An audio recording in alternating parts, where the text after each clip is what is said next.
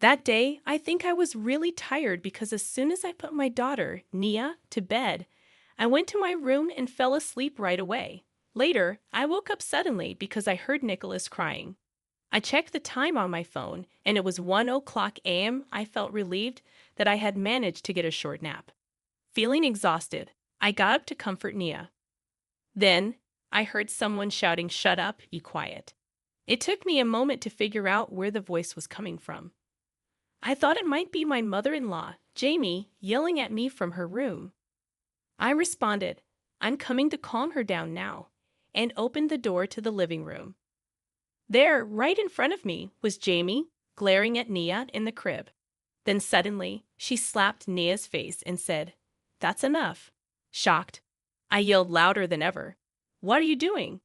Jamie seemed surprised for a moment and then panicked, saying, "Why didn't you calm her down sooner? This baby is too noisy." I hurried to the crib and picked up Nia to shield her from Jamie. I couldn't believe it. She hit a baby. My name is Candice, and I'm a 28-year-old housewife. I used to work in an office, but now I'm on maternity leave, taking care of the house and our baby.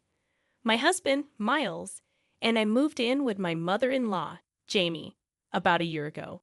Miles has a demanding job and isn't home much. He was worried about leaving me alone while I was pregnant and felt sorry for Jamie since my father-in-law passed away 2 years ago.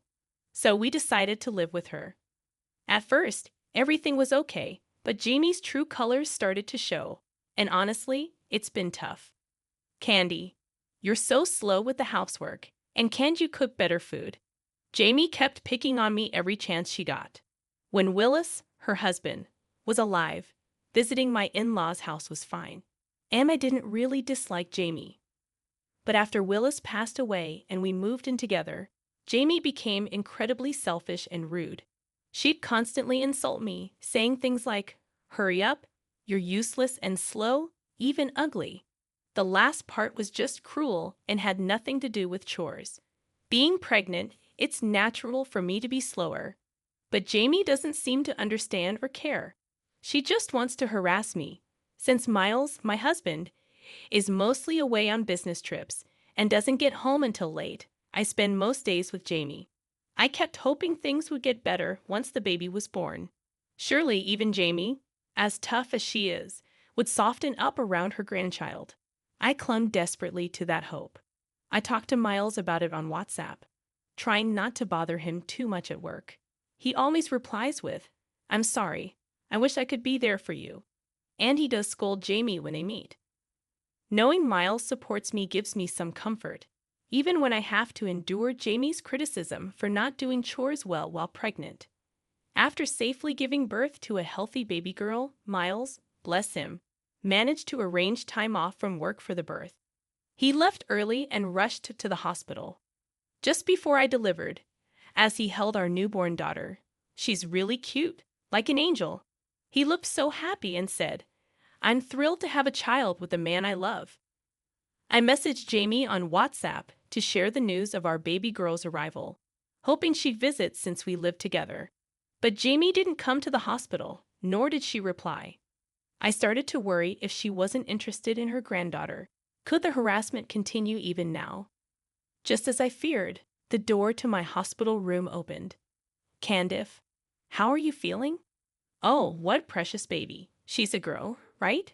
She's going to be beautiful." My sister-in-law, Leela, came to visit. Leela is incredibly kind and cheerful, and she's always been good to me. I've always cherished my relationship with her.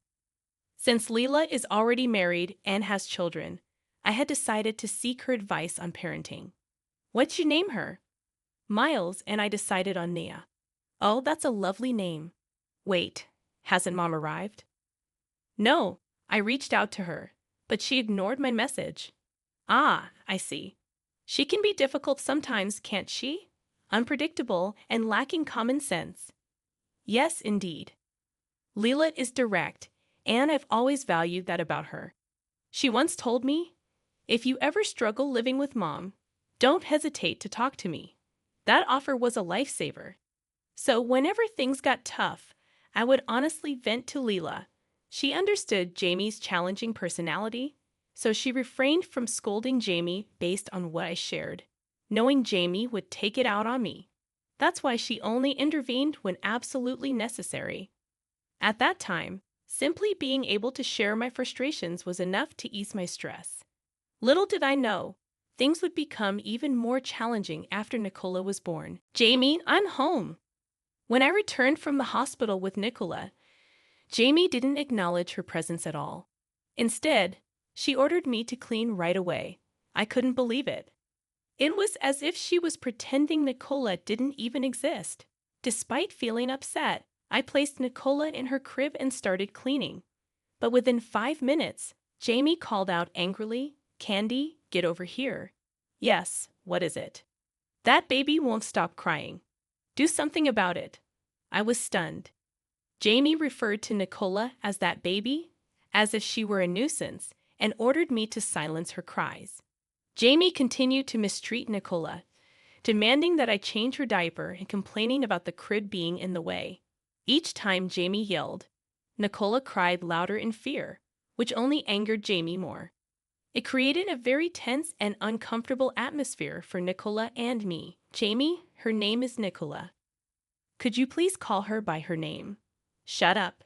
Don't tell me what to do. You're her mother, so it's your responsibility to take care of her and make sure I'm comfortable."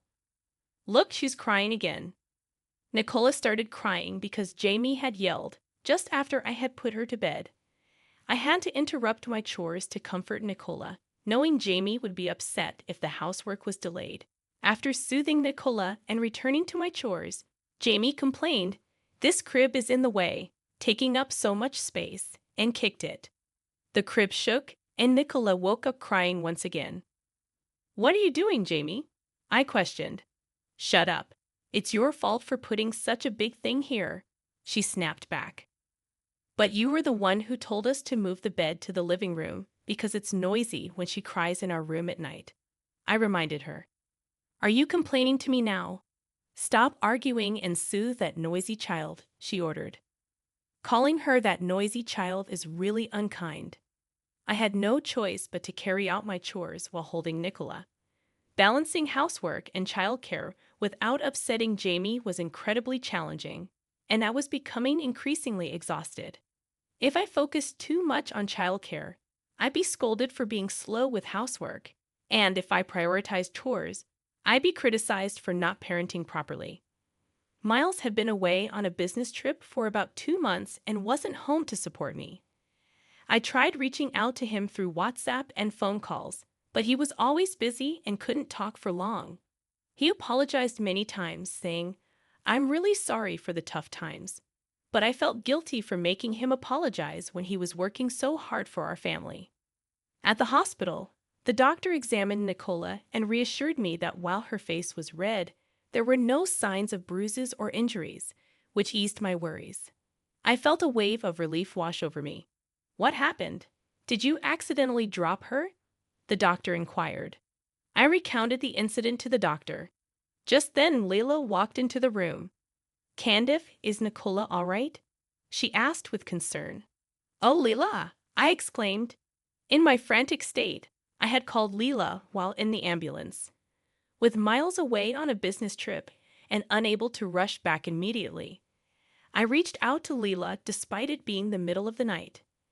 Leela proceeded to inform the doctor about Jamie's actions towards Nicola. The doctor was visibly shocked, and Leela trembled with anger. The next day, I returned home with Leela. After some hesitation, I entered the house alone. Jamie acted as if nothing had happened and continued to harass me as usual. "You're late. Hurry up and make breakfast," she demanded. "You forgot to take out the trash because you came home late. You really can't keep up with the housework," she criticized. "Enough already. Did you forget what happened yesterday? You hit a 3-month-old baby, remember?" I confronted Jamie, her face flushed with anger. Why should I apologize? That child was the one being noisy. I just slapped her because she wouldn't listen. It's a form of discipline. I thought she wouldn't quiet down otherwise. Jamie defended herself. That's not discipline, it's violence. Enough. She's just a baby. Just do your chores already. I responded, feeling exasperated. You don't seem to regret it at all. You don't even think you did anything wrong. Leela, please come in, I called out to Leela. She entered the living room, and I couldn't believe what had happened. Mom, what were you thinking? I can't believe you would do something like that. Leela exclaimed. No, that's, Jamie was flustered by Leela's sudden intervention. Mom, you do realize that what you did is legally punishable, right? Jamie's face paled at Leela's words. Leela, you're not seriously considering suing your own mother, are you? She pleaded. I won't be the one suing. Candace will. I'll simply act as her lawyer, Leela responded firmly. But wait, it was just a form of discipline, Jamie tried to justify. Who would see hitting a baby as discipline? This is assault. I interjected, firm in my stance. No matter how hard Jamie tried to rationalize her actions, they could never be excused. I will definitely pursue legal action against you. Be prepared, I informed Jamie. Jamie began to cry softly. I'm sorry, Candace. I'd always lose control when I'm angry and end up regretting it later. I've always felt guilty about how I treated you and Nina. I truly am sorry for what happened. Why did I raise my hand to her? I always wanted a boy as the eldest grandchild. It was Willis' wish too. It might be an old-fashioned idea, but we always hoped for a boy to carry on the family line. And when a girl was born instead, I was happy about having a granddaughter, but also felt like I failed to fulfill a promise to Willis. Every time I got angry, I couldn't control myself. I'm truly sorry, Jamie confessed through her tears. Please, Candace, help me change. I'll do anything, Jamie pleaded, offering a heartfelt apology. Jamie, please try to calm down. Let's have a proper conversation, I urged, hoping to diffuse the tension. No, I've done something unforgivable. No amount of apologies will ever be enough. Jamie continued to apologize fervently. My heart wavered, and I almost forgave her. But then Leela intervened. Don't be fooled, Candace. Mom always puts on this act of deep remorse when she's caught in a corner just to escape criticism, Leela explained. What? She did the same thing when Dad found out about her affair. He fell for her act and forgave her, but her tears dried up immediately afterward. This is probably just another performance, right? You can't fool me, Leela declared, causing Jamie to falter. What are you implying, Leela? Upon closer inspection, Jamie's tears, which had been flowing moments ago, had already ceased. It was likely fake crying. Jamie, I can't forgive you anymore. How twisted must you be to try to worm your way out of what you've done? I exclaimed. Wait a minute. I'm not trying to escape anything. Jamie protested. Okay, I understand. But we've already decided to take legal action, I stated firmly. Jamie's face reddened with anger. Don't play games with me. Why should I be subjected to this treatment by a daughter-in-law like you? How dare you? Just then, we heard the sound of the house key turning. Candace, is Nicola safe? It was Miles. Why are you here? I exclaimed in surprise. I had only contacted him on WhatsApp and thought he couldn't come because he was on a business trip. I had called him several times in the middle of the night. Yet here he was, having driven straight here since 3:00 a.m. and arriving this morning. I didn't expect Miles to be there too. Mom, stop it. I've heard about your mistreatment of Candace, and I've warned you about it multiple times, haven't I? And now you've gone and hurt my precious Nicola. I can't forgive you for this, Mom, Miles said firmly. Are you blaming me too? How cruel. After all I did raising you and Leela, Jamie retorted defensively. What are you talking about? You were hardly ever there for us. It was always Aunt who took care of us. Our memories are filled with the meals Aunt cooked, not you, Mom, Miles replied, his tone tinged with frustration. Just stop it. Plus, I think the doctor already reported it yesterday, Miles added. The hospital knows Mom hurt her, so it's only a matter of time before the police get involved. Leela chimed in. No, wait. Are you okay with your mother getting arrested? Jamie pleaded, panic evident in her voice. I'd rather not have someone who hurts a 3-month-old baby around, no matter what you say, Mom. You don't have anyone on your side now, Miles stated firmly. Jamie finally seemed to grasp the severity of her situation. Her face drained of color as she slumped in defeat. Soon after, the police arrived, and Jamie was taken into custody. As a first-time offender, she received a suspended sentence. However, Miles and Leela decided to cut ties with her and obtained restraining orders against her. Miles moved out of the in-laws' house with me and Nicola and rented an apartment. During our search for a new place, we temporarily stayed with Leela, which was immensely helpful. Candice, I'm truly sorry for everything. I'll take parental leave if necessary. I'll switch departments or even jobs to ensure your and Nicola's safety, Miles assured me.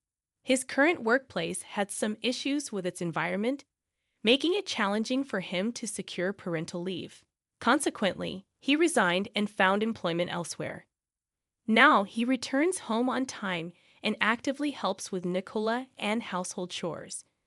We reside in a high-rise near Leela's family, often gathering for meals or enjoying barbecues together.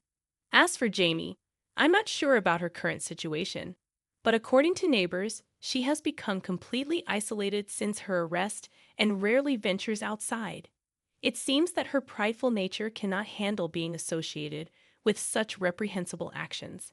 However, her whereabouts no longer concern me, and since she doesn't know our new address, the chances of encountering her unexpectedly are slim.